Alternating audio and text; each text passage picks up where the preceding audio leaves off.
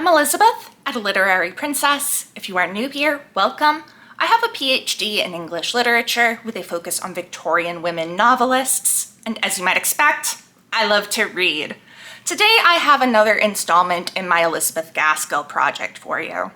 In this project, I am reading through the long fiction of Elizabeth Gaskell in publication order, and today we will be looking at North and South from 1855. So, how does this work? I will begin with a brief history and summary of the book, although honestly I think this summary is going to be rather on the longer side than some of the others because a lot happens in this book. I will then move into some of the major themes I noticed before ending on my thoughts on it as a book. Please do be aware there will be spoilers, so if you have not read North and South and you don't want to know what happens, you should not watch this video. So, let's jump in. We last left off with Gaskell with the 1853 publication of Cranford in one volume. In September of 1854, the serialization of North and South began in Household Words, a periodical run by Charles Dickens, and that serialization continued until January 1855. It was then published in 2 volumes by Chapman and Hall, who had published all of her other volumes, with some added paragraphs and chapters because Gaskell and Dickens had a very difficult time working together on this. She was not happy with the word limits. She wasn't happy with the deadlines. She complained in some letters that her work was being stuffed and crammed and that she had been compelled to desperate compression. She also just flagrantly wouldn't meet the deadlines and said so. She's like, I'm not meeting their deadlines. Okay. On Dickens's part, he wrote to his friend that Gaskell's novel needed to be kept down and that it would ruin his periodical. So these two were not getting along, and their letters are pretty passive aggressive. There was also some issues with the way that Household Words is formatted. So we've got the title at the top, and then a magazine conducted by Charles Dickens or something to that nature. And then it goes into the leading story. All of the works in Household Words were published anonymously. That was one of Dickens' requirements. So people see the magazine conducted by Charles Dickens, and then immediately it goes into the leading story, which during its serialization was North and South. So a lot of people assumed Dickens wrote it. It was actually published for the first time in America as by Charles Dickens. So that was awkward. Elizabeth Gaskell did want to publish anonymously, but it didn't make for good feeling. And other authors had problems with this as well, particularly Wilkie Collins. So these two were not getting along. Gaskell was not happy about how much she had to cut down, so when the volume edition came out, she added some things. It is very notable that Gaskell and Dickens never worked together on a full-length novel again. She continued to publish short stories and novellas with him, but no more novels. So, yeah. Another point of contention was the title. Gaskell wanted it to be called after the main character, Margaret Hale. Dickens did not like that and wanted the title to be North and South.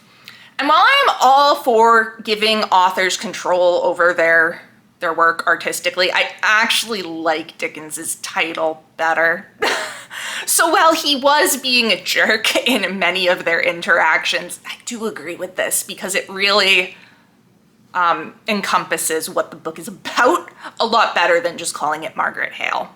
What is this book about? We are following Margaret, the daughter of a clergyman. She has been raised in London by her much wealthier aunt, but she goes home to Helstone when her aunt moves abroad and her cousin gets married. So she comes home to her parents, only to find out that her father has decided that he has differences with the Church of England that make it impossible for him to continue to be a clergyman. So he gives up his living and moves them to the northern manufacturing town of Milton, which is basically just Manchester. This is on the recommendation of his friend, Mr. Bell, who is from Milton and actually owns property there that he rents out as mills. And Mr. Bell gets Mr. Hale in touch with Mr. Thornton, a mill owner who rents from Mr. Bell, and who is looking for a private tutor in classics. So we move to Milton. Margaret encounters two families. The Thorntons, which is Mr. Thornton and his mother and his sister. They're wealthy. They own the mill. Mr. Thornton raised his family out of poverty after their father left them in very terrible situation. Mrs. Thornton, his mother, immediately dislikes Margaret. And to be fair, Margaret immediately dislikes them too. We also meet the working class family, the Higginses, which consists of father Nicholas and daughters Bessie and Mary.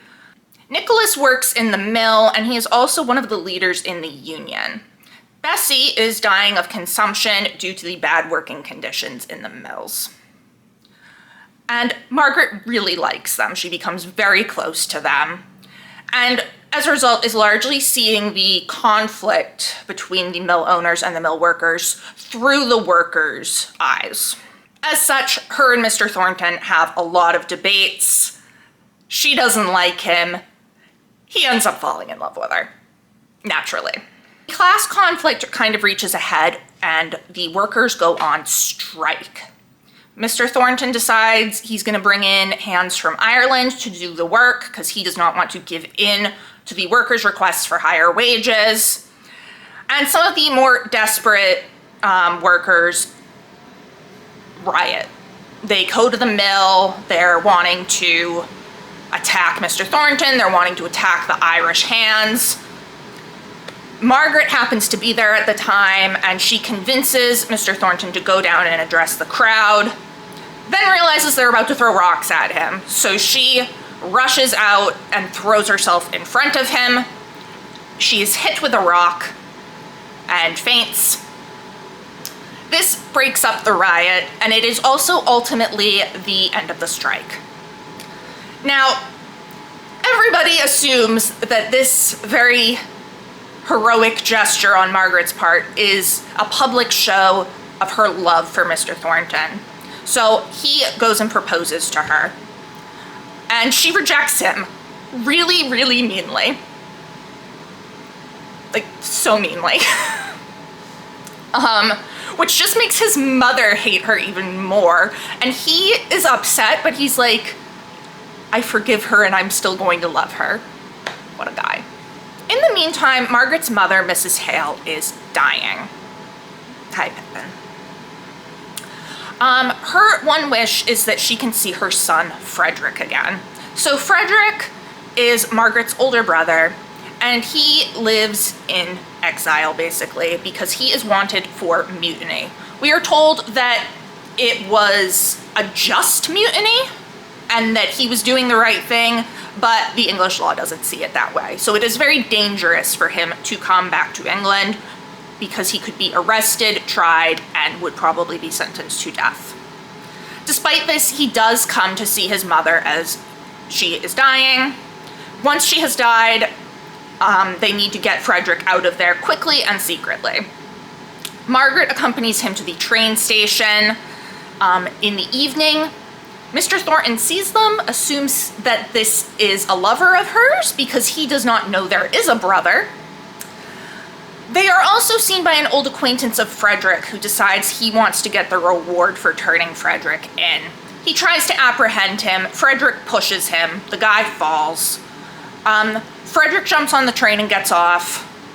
The guy gets up and seems fine, but he dies later on due to mainly complications with the fact that he was super drunk. but the fall didn't really seem to help. An inquest is opened, Margaret is questioned by police, and not knowing if Frederick has sailed out of England yet, she lies and says that she was not there. Now, Mr. Thornton is a magistrate, and he encounters the officer who is doing the investigation. He knows Margaret lied, and he decides he's going to cover for her, and he ensures that the inquest does not go any further.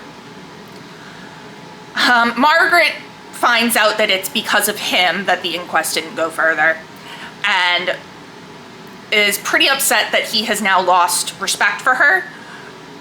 She thinks because she lied, but she later finds out that there is also the mistaken assumption that she was with a lover. And of course, during all this, she realizes that she's in love with him. Naturally. Bessie passes away. Nicholas Higgins is pretty distraught, understandably so, but Margaret and Mr. Hale kind of save him from despair. He has been unable to go back to his old job because as the leader, one of the leaders of the union, his old employer is like, absolutely not. Margaret convinces him to go ask for work for Mr. Thornton. The two of them get off to a rocky start, but Mr. Thornton does hire Nicholas, and the two of them get to know each other, and Mr. Thornton starts to make changes in his mill for the better of the workers. Then Mr. Hale dies. We have so much death in this book. Pippin, that is Mommy's camera. Please don't do that. So much death. So, Mr. Hale dies. Margaret goes back to London to live with her aunt, who has returned from her time abroad. You're a jerk. Stop. Can you believe this? This is what I deal with. Come here.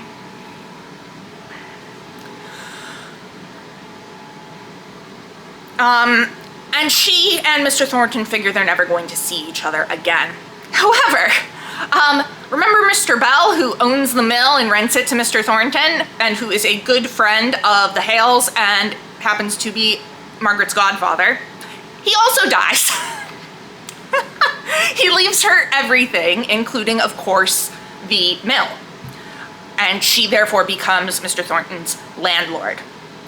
Due to things with the strike, Mr. Thornton goes bankrupt, and has to close his mill, is what he thinks. Margaret offers him a loan to save the business. Everything with Frederick at this point has been explained. These two both are in love with each other. He proposes again, she accepts, and we live happily ever after. That is the most basic summary of the book I can give. My very, very short summary would be it is industrial Pride and Prejudice. So, yeah. What are the major themes here? So, both of the themes I want to talk about are class related, but, because that's the whole thing. But there's two kinds of class conflict here. We have the masters versus the men, the mill owners versus the mill workers, which is what we also saw in her first novel, Mary Barton, and in a way that's very similar. We also have the North versus South, which is kind of shorthand for like the more genteel versus the up-and-coming people in industry and trade. So I'm going to talk about the masters versus the men first, and then we'll talk about North and South. From early on in the novel, the relationship between the mill owners and the mill workers is described as a battle. When discussing the development from the early days of industry to where they are now, Mr. Thornton says, "By and by came a reaction. There were more factories, more masters, more men were wanted. The power of masters and men became more evenly balanced, and now the battle is pretty fairly waged between us." They are constantly at odds with each other, which Margaret also comments on. She says, "On the very face of it, I see two classes dependent on each other in every possible way, yet each evidently regarding the interests of the other as opposed to their own. I never lived in a place before where there were two sets of people always running each other down. And they really are. We see early on the mill owner's opinions as well as the workers' opinions. So at one point, Mrs. Thornton says, "But the truth is they want to be masters and make the masters into slaves on their own ground. They are always trying at it. They always have it in their minds. And every 5 or 6 years, there comes a struggle between masters and men." When commenting on the union, Mr. Thornton says, "It is too bad to find out that fools, ignorant, wayward men like these, just by uniting their weak, silly heads, are to rule over the fortunes of those who bring all the wisdom that knowledge and experience and often painful thought and anxiety can give." When discussing with the Hales, Mr. Hale asks, "Is there necessity for calling it a battle between the two classes?" And he replies, "I believe it to be as much a necessity as that prudent wisdom and good conduct are always opposed to, and doing battle with ignorance and improvidence. It is one of the great beauties of our system that a working man may raise himself into the power and position of a master by his own exertions and behavior. That, in fact, everyone who rules himself to decency and sobriety of conduct and attention to his duties comes over to our ranks. It may not be always as a master, but as an overlooker, a cashier, a bookkeeper, a clerk, one on the side of authority and order. You consider all who are unsuccessful in raising themselves in the world from whatever cause as your enemies, then, if I understand you rightly," said Margaret in a clear, cold voice. "As their own enemies, certainly," he said. He goes on to describe how he raised himself up out of poverty, and says, "Now, when I feel that in my own case it is no good luck, nor merit, nor talent, but simply the habits of life which taught me to despise indulgences, not thoroughly earned, indeed, never to think twice about them, I believe that this suffering, which Miss Hale says is impressed on the countenances of the people of Milton, is but the natural punishment of dishonestly enjoyed pleasure at some former period of their lives. I do not look on self-indulgent, sensual people as worthy of my hatred. I simply look upon them with contempt for their poorness of character." So he thinks that he's basically saying, like, poor people are poor because they don't have enough,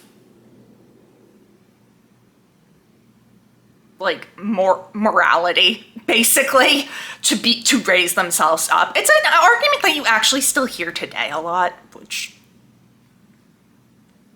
Ugh. But then we also have the working class opinion on the masters through Nicholas Higgins. When discussing the strike and saying that they want higher wages because the wages are lower than they were 2 years ago, Margaret comments, based on something Mr. Thornton said, that it could be the state of trade. Nicholas Higgins says, "State of trade, that's just a piece of master's humbug. It's rate of wages I was talking of. The masters keep the state of trade in their own hands and just walk it forward like a black bugaboo to frighten naughty children with it into being good. I'll tell you, it's their part, their cue, as some folks call it, to beat us down, to swell their fortunes, and it's ours to stand up and fight hard, not for ourselves alone, but for them round about us. For justice and fair play, we help to make their profits, and we ought to help spend them. It's not that we want their brass so much this time, as we've done many a time before. We in getting money laid by, and we're resolved to stand and fall together. Not a man on us will go in for less wage than the union says is our due." Second class thought is that the mill owners are trying to keep them down. They are not. They have this great wealth and they are not sharing it with the people who actually do the work to make the wealth. And we see quite a bit to dispute Mr. Thornton's original opinions on the working class. Bessie at one point is talking about her father, and she says, "He'd show the world that the real leaders of the strike were not such as Boucher," who's the one that organized the riot, "but steady, thoughtful men, good hands and good citizens, who were friendly to law and judgment and would uphold order, who only wanted their right wage and wouldn't work even though they starved till they got 'em, but who would ne'er injure property or life. Just good people who want to be able to live. They don't want to watch their children starve to death. Like, yes, there are some bad apples who start riots and throw stones, but that's not the majority of them. Most of them just want to be able to live. But we are also shown that the working class, since they don't know all of the things that the mill owners know, they are mistaken in some things. The workmen's calculations were based, like too many of the masters, on false premises. They reckoned on their fellow men as if they possessed the calculable powers of machines, no more, no less, no allowance for human passions getting the better of reason. Both sides are really not looking at each other as human beings with feelings. They are thinking of the other as machines. As in Mary Barton, Gaskell presents this large-scale class conflict, like on a social, big level, and resolves it on a small-scale personal level between Mr. Thornton and Nicholas Higgins. Throughout the book, Margaret is commenting that if they just spoke to each other man to man, if the masters spoke to the workers like people and the workers spoke to the masters like people, we would all be doing better. During the riot, Margaret says to Mr. Thornton, "Go down this instant if you are not a coward.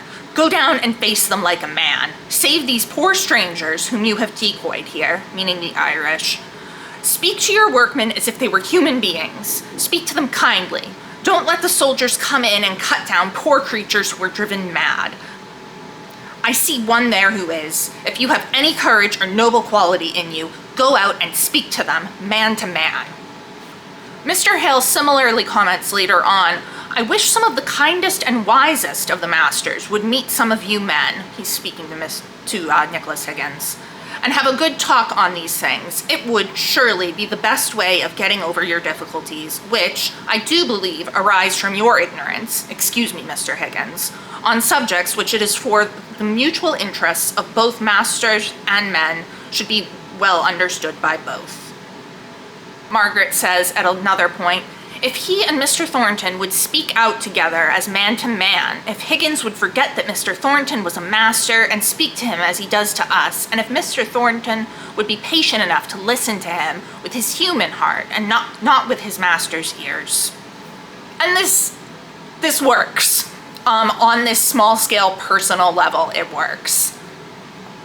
When Nicholas Higgins is agreeing to work for Mr. Thornton, he asks, "Do you think we can e'er get on together?"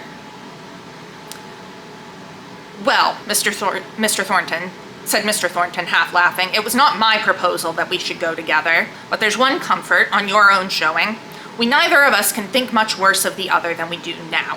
"That's true," said Higgins reflectively. "I've been thinking, ever since I saw you, what a mercy it was you did not take me on, for that I ne'er saw a man whom I could less abide. But there's maybe been a hasty judgment, and work's work to such as me. So, master, I'll come, and what's more, I thank you, and that's a deal from me." "And this is a deal from me," said Mr. Thornton, giving Higgins' hand a firm grip. They're coming together, they're acknowledging each other as humans, they are having a discussion, and we see things get better. Gaskell has Mr. Thornton come to a very similar realization to what John Barton comes to at the end of Mary Barton. Once brought face to face, man to man, with an individual of the masses around him, and, take notice, out of the character of master and workman, in the first instance, they had each begun to recognize that we have all of us one human heart. It's interesting that she has that realization specifically on the side of a mill owner this time, rather than on the side of the working man. One of the criticisms of Mary Barton at the time it was published was that she paints the mill owners in a pretty bad light. And you can see in this book her trying to show things more evenly and show, no, like the mill owners aren't evil, they have misconceptions, as do the working class, but both sides can be brought around to reconciliation through treating each other as human. One criticism of both Mary Barton and North and South that critics often have is that Gaskell does not resolve the large-scale class conflict she introduces. She only shows this small personal reconciliation, and that she doesn't really acknowledge that something more is needed on a larger scale. I don't think that's true, specifically because of a conversation Mr. Thornton has toward the end of the book when he is in London. In reference to the changes that he has been making, somebody says, "You call them experiments, I notice." Because I believe them to be such. I am not sure of the consequences that may result from them, but I am sure they ought to be tried. I have arrived at the conviction that no mere institutions, however wise and however much thought may have been required to organize and arrange them, can attach class to class as they should be attached unless the working out of such institutions bring the individuals of the different classes into actual personal contact. We should understand each other better, and I'll venture to say we should like each other more.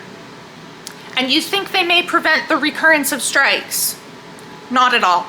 My utmost expectation only goes so far as this, that they may render strikes not the bitter, venomous sources of hatred they have hitherto been. A more hopeful man might imagine that a closer and more genial intercourse between classes might do away with strikes, but I am not a hopeful man. So she acknowledges that this is not going to solve the entire problem, but it is a start. And she does something very similar with the North versus South divide. So as I said, the North versus South divide is kind of, it's like almost code for like the gentlefolk versus the tradesmen. The people of the South who really don't work, but they have money anyway, like the gentry kind of, and the more aristocratic people, and even the clergymen who, and the doctors who study, but they don't make anything, versus the people in the North who are working in industry, who become wealthy through trade and selling things. And throughout the book, we are showed the differing ideals of the North versus the South. And this is showed in a few different ways, one of which is Margaret commenting on the dress and the interior design of the people of Milton. She had never come fairly in contact with the taste that loves ornament, however bad, more than the plainness and simplicity, which are of themselves the framework of elegance. When visiting the Thorntons for the first time, she similarly writes, "Margaret only wondered why people who could afford to live in so good a house and keep it in such perfect order did not prefer a much smaller dwelling in the country, or even some suburb, not in the continual whirl and din of the factory." But it's shown through far more than just that. We see it through the opinions on education. Gaskell writes, "According to the prevalent and apparently well-founded notions of Milton, to make a lad into a good tradesman, he must be caught young and acclimated to the life of the mill, or office, or warehouse. If he were sent to even the Scotch universities, he came back unsettled for commercial pursuits. How much more so if he went to Oxford or Cambridge, where he could not be entered till he was 18. So most of the manufacturers place their sons in sucking situations at 14 or 15 years of age, unsparingly cutting away all offshoots in the direction of literature or high mental cultivation in hopes of throwing the whole strength and vigor of the plant into commerce." So whereas the South is very much holding this classical education as ideal, the North sees it as completely ruining a person to do industry. Mrs. Thornton says, "Classics may do very well for men who loiter away their lives in the country or in colleges, but Milton men ought to have their thoughts and powers absorbed in the work of today. At least that is my opinion." And we see this also through the debates between Margaret and Mr. Thornton. He says at one point, "I would rather be a man toiling, suffering, nay, failing and successless here than lead a dull, prosperous life in the old worn grooves of what you call more aristocratic society down in the South, with their slow days of careless ease. One may be clogged with honey and unable to rise and fly." "You are mistaken," said Margaret. "You do not know anything about the South. If there is less adventure or less progress, I suppose I must not say less excitement, from the gambling spirit of trade, which seems requisite to force out these wonderful inventions, there is less suffering also. I see men here going about in the streets who look ground down by some pinching sorrow or care, who are not only sufferers but haters. Now, in the South, we have our poor, but there is not that terrible expression in their countenances of a sullen sense of injustice, which I see here." And Margaret is very snobby at the beginning of the book. Like, there's no other word for it. She has a lot of prejudices against tradespeople. Early on, when she has returned to Hellstone for the first time, they are speaking about some people in the neighborhood. She says, "Are those the Gormans who made their fortunes in trade at Southampton? Oh, I'm glad we don't visit them. I don't like shoppy people. I think we are far better off knowing only cottagers and laborers and people without pretense." And Mrs. Hale even calls her out on her snobbery. And she says, "I call mine a very comprehensive taste. I like all people whose occupations have to do with land. I like soldiers and sailors, and the three learned professions, as they call them. I'm sure you don't want me to admire butchers and bakers and candlestick makers, do you, Mamma?" And when she finds out that her father is going to be a private tutor to Mr. Thornton, she says, "What in the world do manufacturers want with the classics, or literature, or the accomplishments of a gentleman?" When she first meets Mr. Thornton, she comments that he is not quite a gentleman, but that was hardly to be expected. "Not vulgar or common, though," put in her father. "Oh no," said Margaret. "With such an expression of resolution and power, no face, however plain in feature, could be either vulgar or common. I should not like to have to bargain with him. He looks very inflexible. Altogether a man who seems made for his niche, Mamma.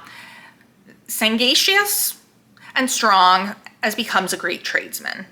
"Don't call the Milton manufacturers tradesmen, Margaret," said her father. "They are very different." "Are they? I apply the word to all who have something tangible to sell." At another point, she says of him, "What a pity such a nature should be tainted by his position as a Milton manufacturer." "How tainted?" asked her father.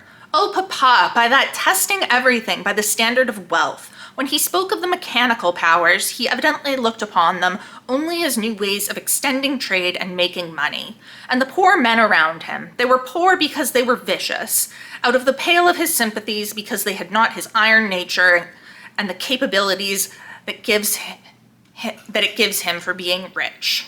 But the longer she lives in Milton, the more she learns about Mr. Thornton, particularly as a person, the less snobby she becomes. When her brother Frederick is visiting, he comments that a man came by and that he thought it was a shopman.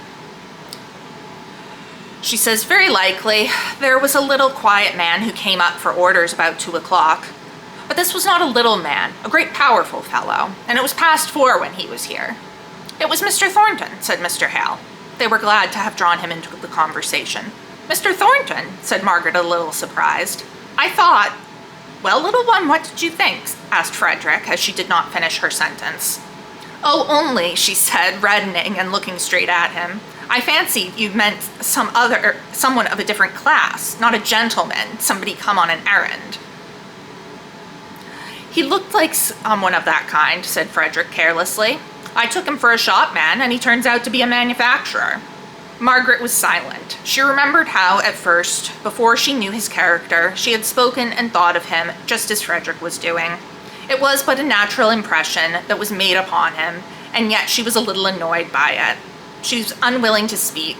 She wanted to make Frederick understand what kind of person Mr. Thornton was, but she was tongue-tied. So Frederick has the exact same snobbery that she had at the beginning, but now it's bothering her because she has learned better. And we see the opposite side as well. We see Mrs. Thornton have quite a bit of snobbery toward the Hales. After hearing that Mr. Hale has a daughter and that her son has met him, she says, "Take care you don't get caught by a penniless girl, John. I am not easily caught, mother, as I think you know, but I must not have Miss Hale spoken of in that way, which, you know, is offensive to me. I never was aware of any young lady trying to catch me yet, nor do I believe that anyone has ever given themselves that useless trouble."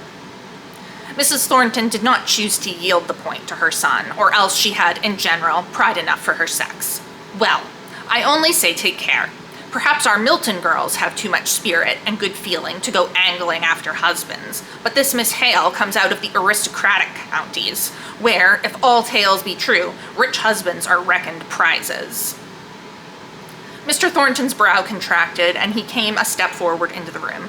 "Mother," with a short, scornful laugh, "you will make me confess, the only time I saw Miss Hale, she treated me with a haughty civility which had a strong flavor of contempt in it. She held herself aloof from me, as if she had been a queen, and I her humble, unwashed vassal. Be easy, mother." "No, I am not easy, nor content either. What business had she, a renegade clergyman's daughter, to turn up her nose at you?" "Oh, she is just as prejudiced and snobby as Margaret is, in a different way." This also comes out during a later discussion when they are visiting her. She says, "Go where you will, I don't say in England only, but in Europe. The name of John Thornton of Milton is known and respected amongst all men of business. Of course, it is unknown in the fashionable circles," she continued scornfully. "Idle gentlemen and ladies are not likely to know much of a Milton manufacturer unless he gets into Parliament or marries a lord's daughter." Both Mr. Hale and Margaret had an uneasy, ludicrous consciousness that they had never heard of this great name until Mr. Bell had written them word that Mr. Thornton would be a good friend to have in Milton. Oh, as with the conflict between masters and men, Elizabeth Gaskell solves this conflict between North and South on a individual personal level through the marriage between Margaret and Mr. Thornton mainly, but also through the friendship between Margaret and the Higginses. When they first meet, Nicholas Higgins comments that she's not from there, and she says, "No, I'm from the South." And from Hampshire, specifically. "That's beyond London, I reckon. And I come from Burnley ways, and 40 miles to the north. And yet, you see, North and South has both met and made kind of friends in this big smoky place." And I feel like that is kind of like the thesis of the novel, particularly with that theme, but also, of course, the novel is called North and South. So that is kind of almost her thesis. Like, when people come together on this personal level and get to know each other, as with the masters and the men, they can move beyond their differences.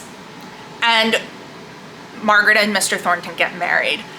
Also, like the conflict with the masters and the men, though, Elizabeth Gaskell does not think this is going to be like a total solution to the problem. Like, yes, we resolve a conflict through this one personal marriage, but they are still going to face difficulties from their families, which is like the last, very interestingly, the last kind of little passage of the book. "How shall I ever tell Aunt Shaw?" she whispered after some time of delicious silence. "Let me speak to her." "Oh no, I owe it to her. But what will she say?" "I can guess. Her first exclamation will be, 'That man?'" "Hush," said Margaret, "or I shall try and show you your mother's indignant tones when she says, 'That woman.'" So yeah, the big social problem is not solved by this one personal relationship, but it's a start. So those were the two themes I really wanted to talk about. There is also a really big theme of about women being in the public sphere. I did not mark any passages about that, largely because the last time I read North and South, it was to write a paper on that subject. And despite the fact that it's been 10 years, I'm like still kind of sick of it. However, if you want to hear more about that, I really highly recommend Walking the Victorian Streets, Women, Representation, and the City by Deborah Epstein Nord. She talks about North and South and women in the public sphere in chapter 5. So, what did I think of this as a book? This was a reread for me, and it is my favorite Elizabeth Gaskell book. In fact, it is one of my favorite books, Victorian or otherwise. So yeah, I loved it. I think one of the reasons I love it so much is that it is a phenomenal love story. Like, I think North and South and then A Life for a Life by Dinah Mullet-Craig might be the best Victorian love stories ever. And what I really like is how vulnerable we get to see Mr. Thornton be. After Margaret rejects him, he goes home, and his mother is expecting to hear news of their engagement. She says, "Well, John," he knew what that little speech meant, but he had steeled himself. He longed to reply with a jest. The bitterness of his heart could have uttered one, but his mother deserved better of him. He came round behind her so that she could not see his looks, and, bending back her gray, stony face, he kissed it, murmuring, "No one loves me, no one cares for me, but you, Mother." He turned away and stood leaning his head against the mantelpiece, tears forcing themselves into his manly eyes. Wow. Like, I love getting to see the love interest, the man, be vulnerable. That's sexy. I don't often have literary crushes, but Mr. Thornton is definitely one of them. Does that have to do with the 2004 miniseries? Maybe a little bit, but also, he's emotional, he has feelings, he has a close relationship with his mother. He's just the kind of guy that you would want to marry. So I think that is my favorite thing about North and South, is the love story. Now, I will say, I find this time around, I found the end so rushed. And I mean, obviously Gaskell did not have the space, even with the additional chapters, to develop it to the point she wanted it to be at. I really think this could have been 3 volumes. I was kind of surprised when I saw that it was only 2, because 3 is so much more usual for a Victorian novel. But B, it just feels like it should be 3 volumes. And I think if it were 3 volumes, she really would have been able to expand on the stuff after Margaret leaves Milton. And it wouldn't feel so rushed that Mr. Hale dies, and then Mr. Bell dies, and then Mr. Thornton's bankrupt, and then they're getting married. So yeah, it was rushed. That being said, I still love it. I do think that on my best rereads of the year, though, Mary Barton will be above North and South, just because the experience of rereading Mary Barton was so, awe-inducing. And to be fair, I've read North and South so many times before, so. But yes, I love it. I highly recommend it. And I think it's actually a pretty good place to start with Victorian literature, especially if you have read Pride and Prejudice by Jane Austen and liked that, and you're looking for something later in the 19th century. This is a great one to go to because the same basic concept of a love story is there. So that was North and South. For the June book, the June book is My Lady Ludlow from 1858. Yes, it is the end of June. No, I have not finished the June book. Yes, I did read most of the May book in June. It's fine. The video on my Lady Ludlow should be coming out toward the beginning of July. And then hopefully I will manage to be back on schedule. But you never know. Let me know down in the comments, have you read North and South? What did you think of it? Do you agree with my points? Disagree? What are some of the major themes that you noticed that I did not touch on? If you enjoyed this video, please don't forget to give it a thumbs up and subscribe to see more of my bookish content. It has been great chatting with you. I will see you soon. Bye.